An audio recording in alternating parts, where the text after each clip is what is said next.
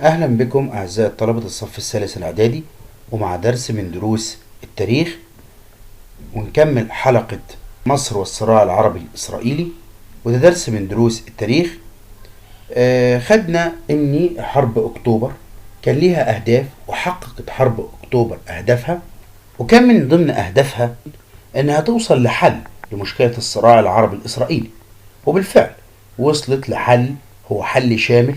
الحل ده هو الأرض مقابل السلام، أي اختيار الأرض مقابل السلام. طيب، من ضمن الحلول، شكل من أشكال الحلول لحل النزاع العربي الإسرائيلي عشان تحل المشكلة دي، فبدأت في البداية بمبادرة الرئيس السادات بزيارة إسرائيل من أجل السلام سنة 1977.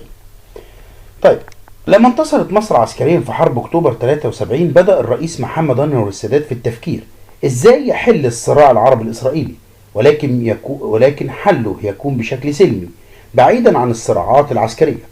لذا قام الرئيس محمد أنور السادات بزيارة إسرائيل عام 1977، ودعا إلى السلام العادل لكل شعوب المنطقة، كما دعا العالم إلى مساندته لإنهاء الحروب التي استنزفت طاقات وموارد البلاد. بمعنى إن في خطاب الرئيس السادات في إسرائيل دعا إن كل العالم لابد أن تتجه إلى السلام، لابد أن السلام يأخذ سكته ويأخذ طريقه، لأن الحروب لا تصنع سلاما ولا تصنع حلول، أو لم يأتي من خلالها حلول.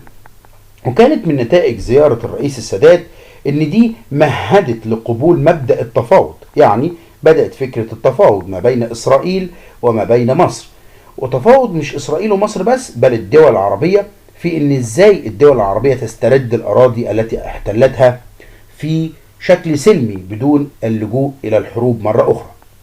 من ضمن الحلول، أو من ضمن الحل النزاع العربي الإسرائيلي، كان مؤتمر كامب ديفيد في سبتمبر 1978 ميلادي، اللي هو دعا الرئيس الأمريكي، كان في ذلك الوقت يدعى كارتر، دعا كل من الرئيس محمد أنور السادات ومناحم بيجن اللي هو رئيس وزراء إسرائيل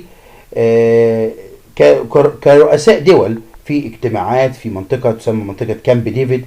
ودي المنطقة دي كانت موجودة في واشنطن في الولايات المتحدة الأمريكية. وكان من نتائج مؤتمر كامب ديفيد ان تم التوصل فيها الى اتفاق للسلام بين مصر واسرائيل. يبقى في البداية زيارة الرئيس السادات لاسرائيل مهدت لوجود مؤتمر زي مؤتمر كامب ديفيد. طيب، كامب ديفيد ده توصلوا في النهاية الى معاهدة، هي معاهدة ما بين مصر واسرائيل في 26 مارس 1979، اللي هي كانت تحت رعاية وبمشاركة أمريكية، وكانت من نصوص معاهدة السلام بين مصر وإسرائيل اللي هي انسحاب إسرائيل الكامل من سيناء. أول شيء في شروط المعاهدة أن تنسحب إسرائيل بشكل كامل بكل قوتها من سيناء، بالإضافة إلى إنهاء حالة الحرب وحل المنازعات بالطرق السلمية. رقم 3، احترام كل طرف سيادة واستقلال الطرف الآخر، بأن يحترم إسرائيل مصر وأن تحترم مصر إسرائيل في حدود كل ده عن الأخرى.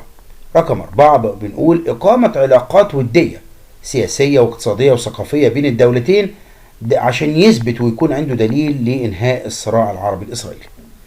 رقم 5، إقامة مناطق محدودة السلاح على جانبي الحدود، يعني على الحدود ما بين إسرائيل ومصر توجد مناطق أو قوات منزوعة السلاح، كل قوات عارفة أعداد القوات في الجهة التانية، يعني إسرائيل عارفة أعداد القوات الجنود اللي موجودة على حدود مصر، والجنود المصريين عارفة الجنود اللي موجودين على حدود إسرائيل، حتى لا يعتدي إحداهما على.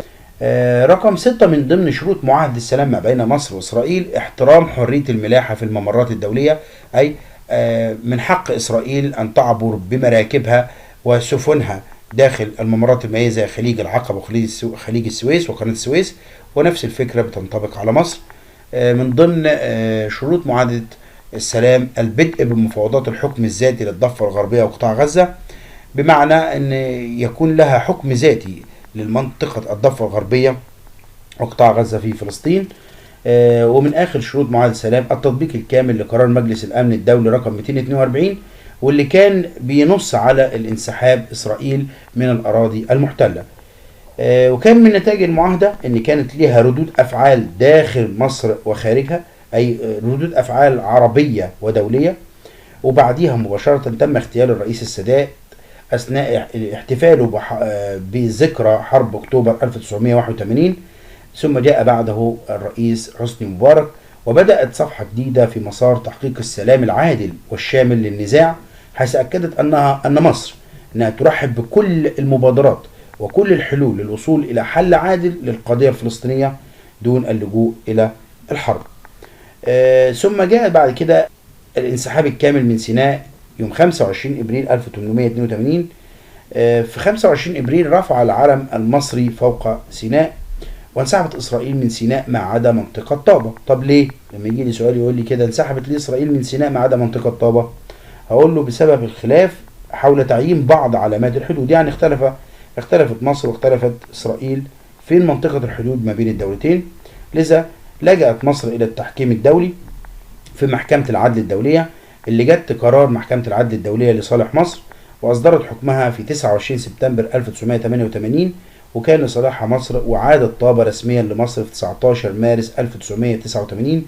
وبكده انتهى الاحتلال الإسرائيلي لسيناء تماما بخروجها من أراضي طابة. ونلاقي إني بدأت تحصل مؤتمرات على إقرار السلام في الشرق الأوسط، وخاصة أن مصر كان لها دور كبير جدا في إقرار هذه المؤتمرات.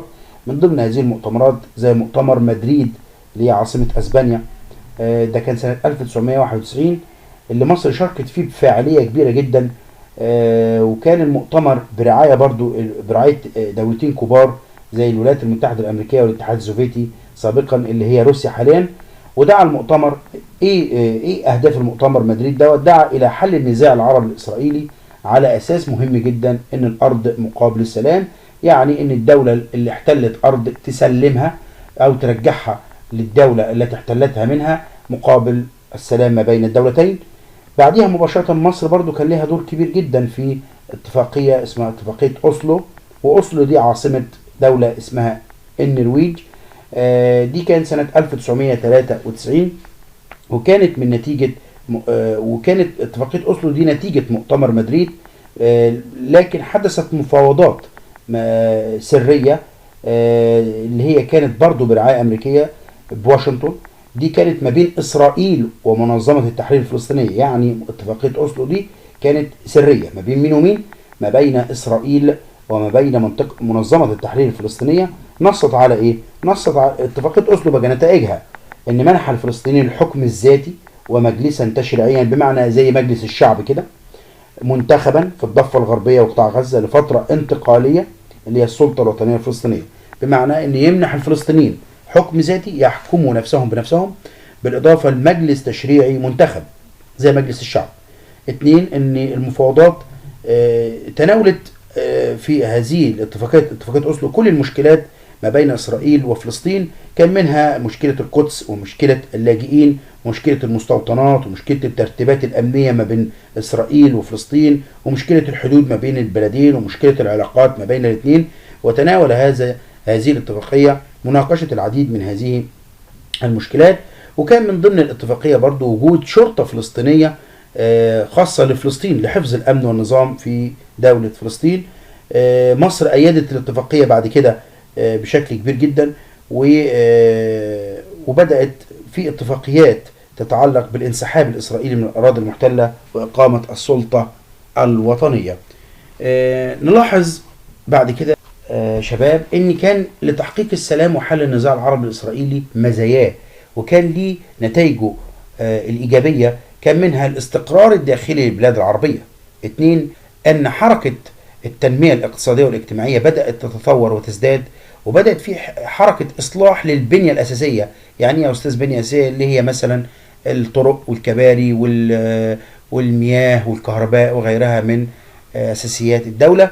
وبدأت من تحقيق هذا السلام هناك مزايا هي تشجيع رؤوس الأموال العربية والأجنبية للاستثمار في مصر وغيرها من الدول العربية، بمعنى أن طالما في سلام الدولة تستقر، وبالتالي في استثمار لرؤوس الأموال سواء كانت من الدول العربية أو من الدول الأجنبية وخاصة في مصر.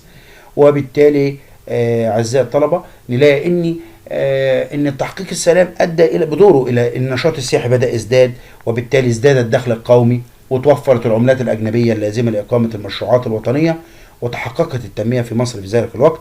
كل ذلك من اجل السلام.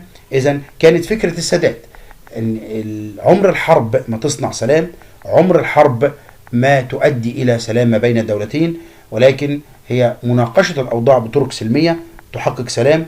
ولكن كل هذا تحقق نتيجة انتصار قواتنا المسلحة في حرب أكتوبر 1973.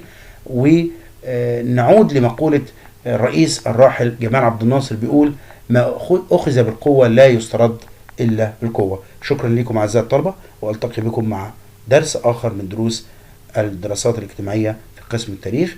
إلى اللقاء.